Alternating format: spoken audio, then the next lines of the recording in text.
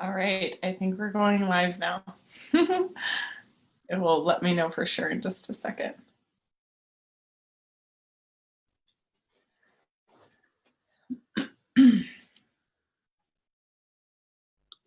All right. So I'm so glad to talk with Tamara tonight, who is our heart set coach, about mindset and all of these gremlins that sometimes keep us from love. And we all face those, so you're not alone. But hello for your feminine and happy Wednesday. And Tamara, for those of the ladies in the group who don't know you, will you do a quick introduction? Yeah, I'm Tamara and I live in San Diego, and I've been in the coaching industry since 2003, and I'm passionate about empowering women in love and accessing just their radiance and their gifts, and living that in their lives. Yes, I love that. Empowering women through love. That's what we're all about. And connecting them to their radiance. It's beautiful. So yeah, so tonight's topic, I'm going to pull up the questions and make sure that I haven't lost any of them, because I want to make sure that we cover everything that we have, which is really juicy. Is just a basic question to start. Like, what is mindset, right? Like lots of different coaches will talk about that. But to you, what is mindset? I think it's a couple things. I think it's definitely our psychological and our emotional state of being. And a couple of components to that are definitely beliefs. I mean, those are one of the strongest forces that shape our lives and our stories. And then I think it's also like language, how we talk about ourselves, and talk to ourselves, and then the meanings we create in our life, which also kind of shapes that story of what is going on psychologically and emotionally. I love that. I love that definition. I'm just going to kind of recap that, your thoughts, your emotions, your beliefs, the meanings that you make, and how those all contribute to the stories that you have about yourselves. And I've never heard it so succinctly, so that's great.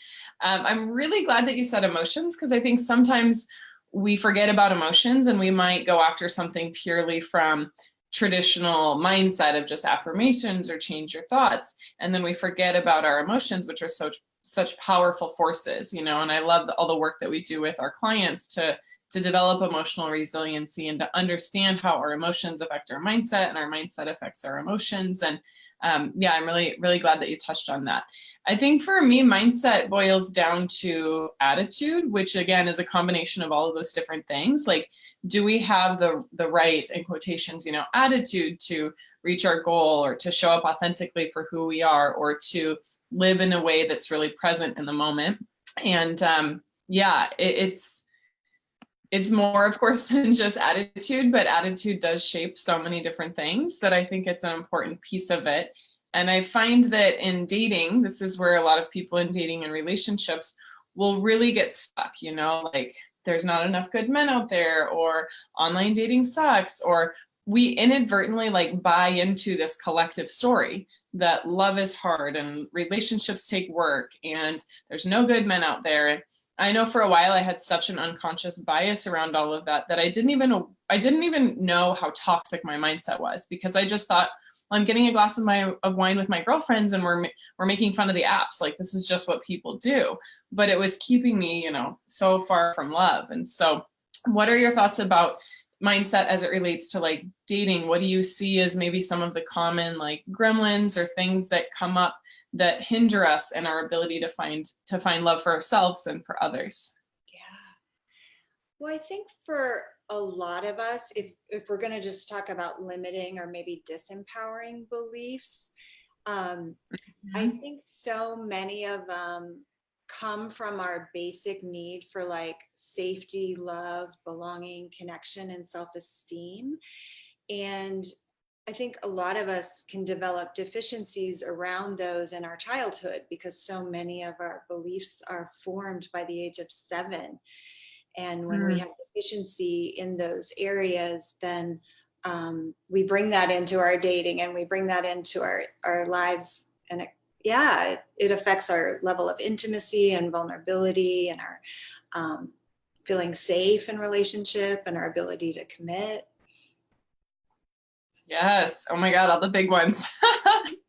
And when you said, our beliefs are oftentimes formed by the time that we're 7, I was like, wow, like that's a holy cow moment, to think that we might be dating as if we have the psychology of who we were when we were 7, and that we talk about the inner child and the outer child and all of those things. But yeah, that really hit home for me. Like, wow, am I really showing up as my adult self, or am I showing up with the mindset of my 7-year-old self and expecting my partner to adult for me, or to parent me, or to do all those things? And yeah, that can create kind of a crazy dynamic. And then, on a more general level, but also related to love and dating, like, how do you see that beliefs really shape people's behaviors or shape people's, outcomes in life? Yeah, well, even just going back to what you said, a lot for when we're age 0 to 7, almost what happens is our beliefs are almost like downloaded. Like if you think about a computer software, they're just like downloaded into our subconscious. They can be from conditioning from like our parents or religion or society or culture, and also from defining moments in our life that we have a lot of emotion around, and it gets wired up in our nervous system as well as in our beliefs.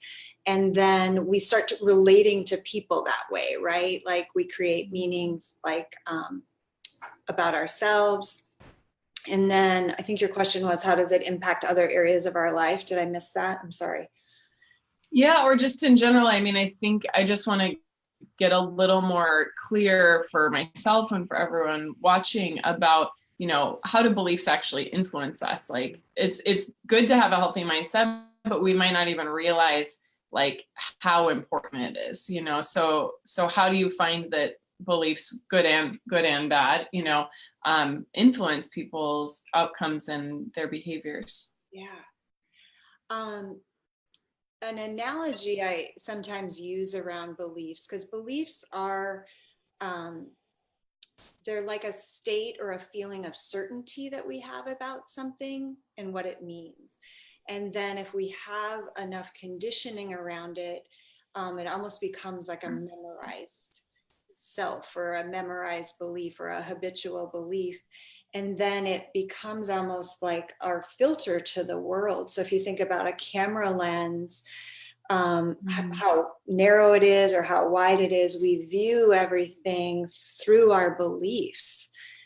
So it really impacts us. Or another way I look at it is like if you're wearing green sunglasses, everything in your world looks green, right? So when we're operating from our memorized belief, if they're empowering, that can be really good, like driving a car, something we can do a lot of things automatically, and it's empowering and it's effective and it's efficient.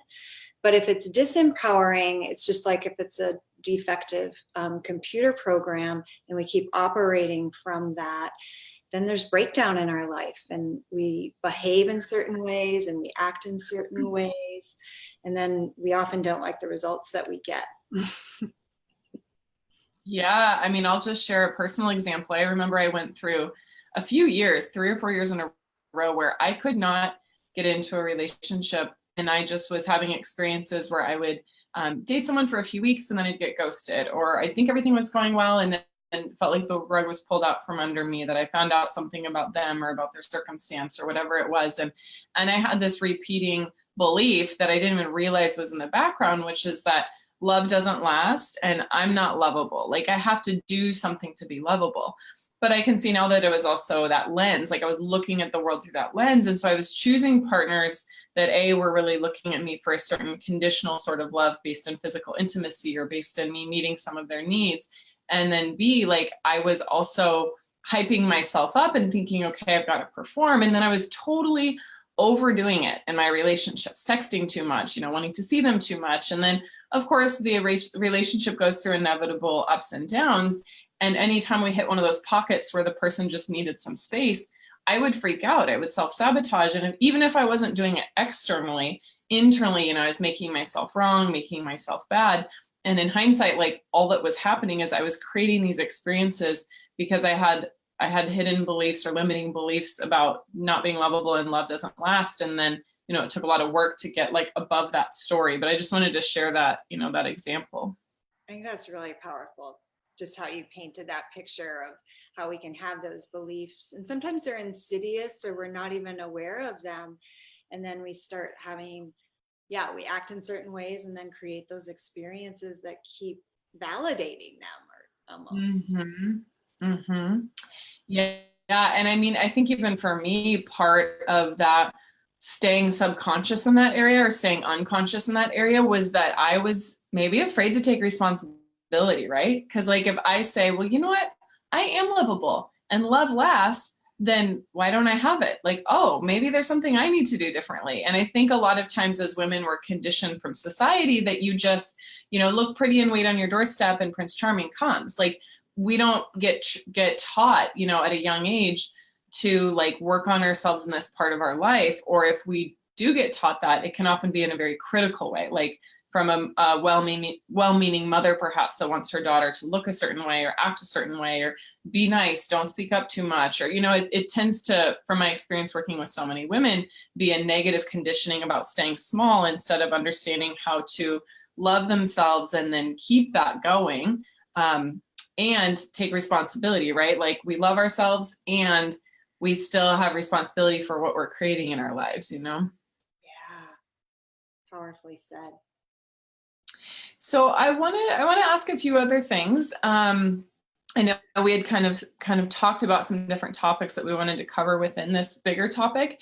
And I think for people who are maybe newer to mindset as it relates to dating, or just newer to the kind of the psychology of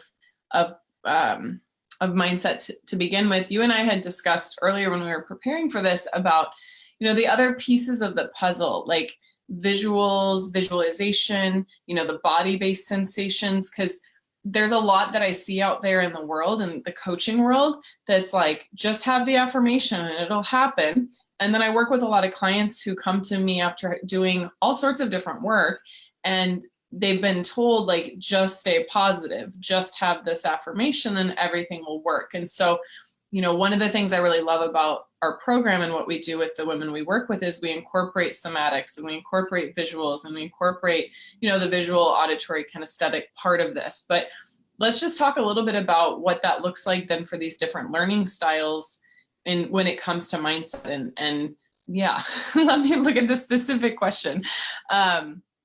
Yeah, like what are some of the other pieces of the puzzle when it comes to changing our behavior, and how do we relate to like our somatic sensations or to the visual part of us? Yeah. I think what you said is important, because I think affirmations are useful, right? They're positive language, but when we don't incorporate the feeling part of it or our body sensation, it's like we're missing a part of the recipe, right? We're accessing one part. So it doesn't rewire. It might start rewiring the mind a little bit, but we're not rewiring the heart or the body. And so we never get to that place of full knowing or full embodiment, because it's not integrated. And I think the other thing, when we just stay positive, we don't realize that the body holds all of our memories and these trapped emotions, and how important that is to help those release.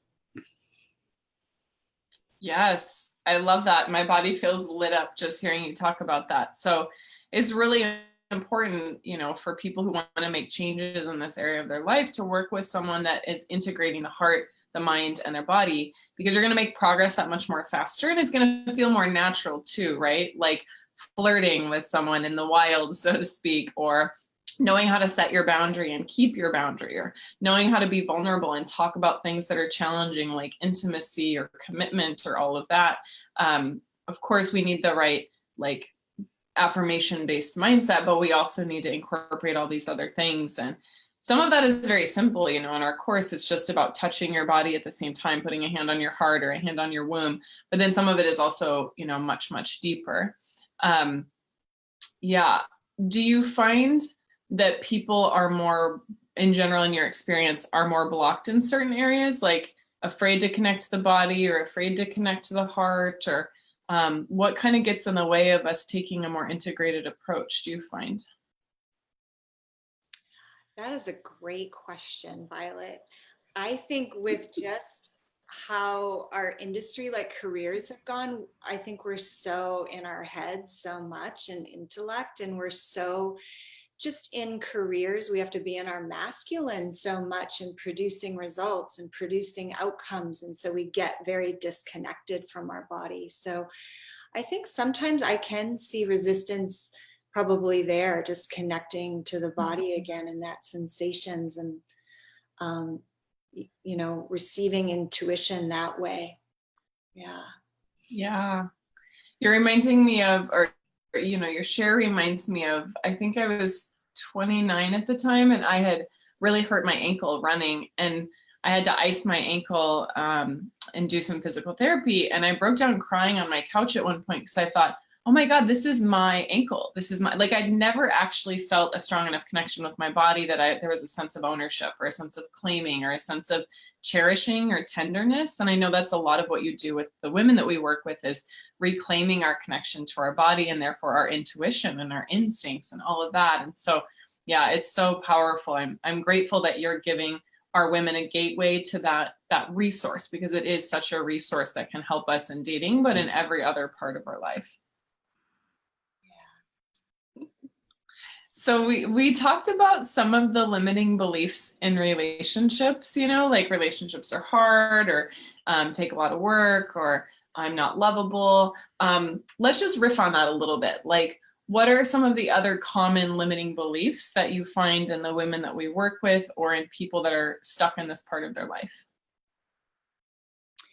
Yeah, I mean, I think it can be like women are fill in the blank, men are fill in the blank, relationships are fill in the blank, right? So it could be men are selfish, or there's no good men out there, or I shouldn't have to tell a man what I need, they should just know. Or relationships are hard.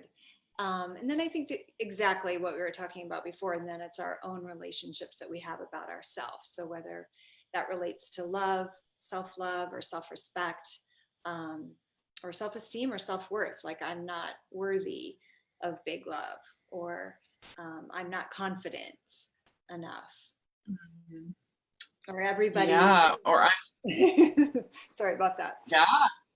No, I want to repeat that, everybody leaves me. Like, that's something we hear often from women who've struggled with trusting their ability to receive and create what they want in relationship. We have so many fears of rejection and abandonment. And again, they come from such early times in our life that we don't even realize sometimes that they're there.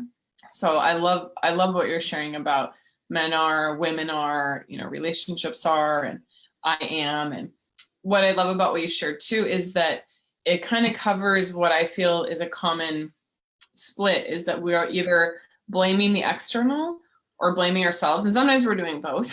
But I find that sometimes we ping pong between like, oh, it's all out there. That's the problem, or sometimes we implode, we bring it all on ourselves. Like, we make ourselves wrong and bad, and we almost give other people, I think we've maybe talked about this before, or maybe I have in another Facebook Live, we give them this golden shadow.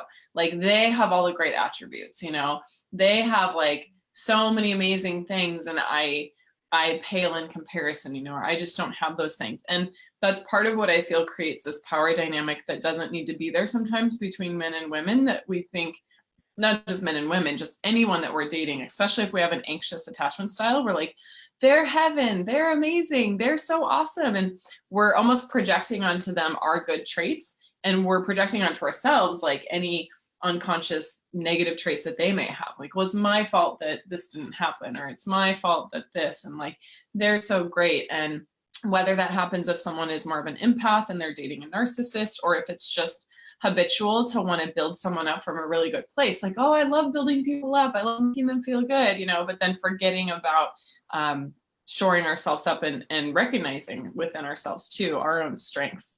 The reason I'm sharing that is because I think some women watching this might think, well, no, I'm just a lover, I love everyone, like I have a good mindset. But I invite all of us to think about, well, do I love myself when things aren't going well? Do I love myself when I haven't heard from him in a week and I'm waiting on a text? Or do I love myself when, I go on vacation and I gain 5 pounds or 10 pounds or whatever it is. Like there's all these places that I personally feel like the universe or God or source is constantly asking us to like just upgrade our mindset a little bit. Like for me, the work never ends. Like I'm constantly like being aware of my mindset in ways that I'm not loving myself fully or showing up fully in my relationship. So I just wanted to highlight that, you know, if you find that you tend to internalize, or if you tend to blame yourself, or if you tend to blame others, I would love all of us as like a civilization to break away from like the blaming and just recognize like it's all okay. We're all learning, we're all growing, you know, we're all on this journey to connect more fully to our hearts. Yeah, I just wanted to say that. And then the next part is a little bit controversial, maybe. You know, you and I were talking about this a few weeks ago when we were preparing for this call, but we don't often think of the cost of our beliefs. Like I'll take responsibility. Sometimes I'll think about my beliefs almost in a vacuum, you know, like, okay, here's my beliefs. But truly we have an opportunity, if we're not creating something we want in a part of our life, you know, any part of our life, to be like, okay, well, what would I have to believe to be true in order to have created this? And I think the reason this is controversial is because there can be a lot, I feel, in the spiritual communities of kind of like victim blaming or shaming. Like, well, if this person in your family member sexually abused you, then you must have created that. Your soul wanted that, you know, all of this stuff that can be really shaming and really feel wrong and icky. So I want to just be very careful in this conversation that this is not about you created everything in your life because you wanted bad things to happen to you. That's not what I'm saying. But I do think if we're at a certain place and we want more fulfillment in a certain place, it's awesome to be able to say like, well, what would I have to believe in order to have created this? Or hypothetically, you know, if I was creating this from a certain mindset, what mindset contributed to that? And so, you know, it's something I have as a question, like for the people who are watching this is, if you think about an area of your love life, maybe you're not getting enough dates, or maybe you're not getting enough second dates, or maybe you're just not finding anyone attractive. Like it's been years since you found someone attractive, or, you know, you've struggled to get into longer term relationships. Like I'd like everyone watching to just think, well, what would I have to believe to be true in order for that to be my current reality? What would I think what would I believe is true about myself, about men, about women, about love, about dating? I mean, there's so many places we could do this inquiry. But I want to just kind of pick one and follow the thread as just an example. So let's say someone is not finding anyone attractive. That's something I hear a lot. You know, I'm not attracted to anyone. I haven't met anyone that I'm attracted to in a really long time. And, you know, within reason, like sometimes we go through spells where we're not really accessing the more sensual part of ourselves, or we're not really opening our heart, and it just doesn't feel that there's any sparks with anyone, because we might be diverting all of those resources and all of that awareness to something else if we're in a different part of our healing journey. But we might have a belief, you know, that's driving that. So if the results that you're getting is you don't find anyone attractive, a belief that would be true probably in order for that to be your reality is that no one's going to compare to your ex. Like no one's going to be as good as your ex. Like he was the best or she was the best, so why even try? Or no one's good enough. Or on the other hand, like everyone will hurt me, and so it's better for me to just not find anyone attractive. You know, I'm just giving a few examples of like how we can create realities based on beliefs, like we were talking about earlier, about ourselves, about men, about maybe faithfulness. Like, well, they're all going to cheat anyway, so, you know, what's the point of even getting myself attracted to anyone?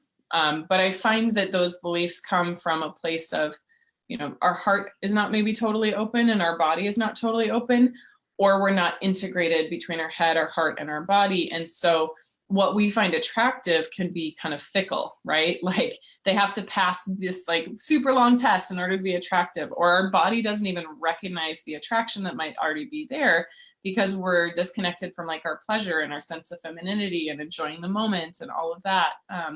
So yeah, I just wanted to kind of like carry one of those pieces through of some different beliefs that might be creating this reality, and an opportunity to bring even more consciousness to what we're creating in our patterns of our love life. And the reason I said this is controversial is because a lot of times women will say, no, it's really just my area. My area sucks. Like New York City is hard to find men in, blah, blah, blah. And, you know, we have a client right now who's dating a great guy who lives in New York City, and she's a single mom and she's amazing. And so she obviously is proving that wrong. But it's why do you think that happens? Like, why do you think we create these beliefs? Is it to make ourselves feel better? Is it to prevent ourselves from having to take responsibility? Is it just easier, like the brain is picking the faster pathway? Or That's such a great question. I mean, I don't have the answer either. Yeah, I know. I was, as you were talking, I got present to, like, because just as like a recovering perfectionist, right? Like my lens that I view myself sometimes can be like super critical or judgmental. And then I could turn that on others, right? When you say I'm not attracted to anyone. So then that belief, or just that habitual patterning of how I focus and what I look for, is then projected outside, right? So I guess that was just like that. I was tuning into like, whoa, that's absolutely what I can do, you know? Yeah. Or just even in our work. Yeah, or in our work, if we're like having to do something like problem solve or look for what's wrong or what needs to be fixed, and then we bring that in, that conditioning in, or way of focusing too, can also impact. I don't know. I was off topic of your question, but no, I love it. It's true. You know, we can take the external world and blame it. We can turn it into ourselves. We can have our own thought loops or habitual patterns, and then use those to project against others. And that's why this is a I don't want to say thorny issue, but like there's a lot here, right? Like you and I could talk about this for 10 hours and not even scratch the surface of mindset, emotions, beliefs, meaning. We didn't even talk about identity, like how we think about ourselves, how that shapes our identity, and how that shapes how we show up in the world. And then also how to be aware of other people's mindset. Not that you're evaluating them, but, you know, I've definitely dated men that I thought I could fix or that I, you know, wanted to help, or all of these things. And I think sometimes as women, we think like, well, he's just having a bad day, or, yeah, but he has so much potential. You know, we're kind of make excuses for other people's choice to not fully develop in certain areas, or to not, you know, take responsibility. And so this whole other topic we won't even have time to get into today, about like, how do you show up with a really healthy mindset? And then how do you have compassion for people who are not there, but also not make excuses or let your mindset get dragged down? And I see this in friendships too. Like, you know, we can spend a lot of emotional energy with people in our life, friend, romantic, otherwise, who maybe just, they're not ready to change. They don't want to take responsibility. And that can be like a big emotional drain. So yeah, the reason I bring that up is because I think it's really important that we get support with our mindset. I have someone who helps me with mindset. You help our queens, our ladies in our program with mindset. I'm sure you've done a lot of mindset work, having been a coach for Tony Robbins for 10 years, like you're immersed in it and continue to immerse yourself.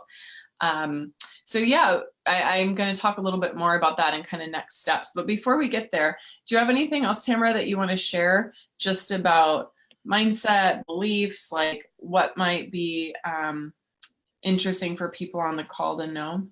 yeah, well, I think something, what you just said is really important. Like,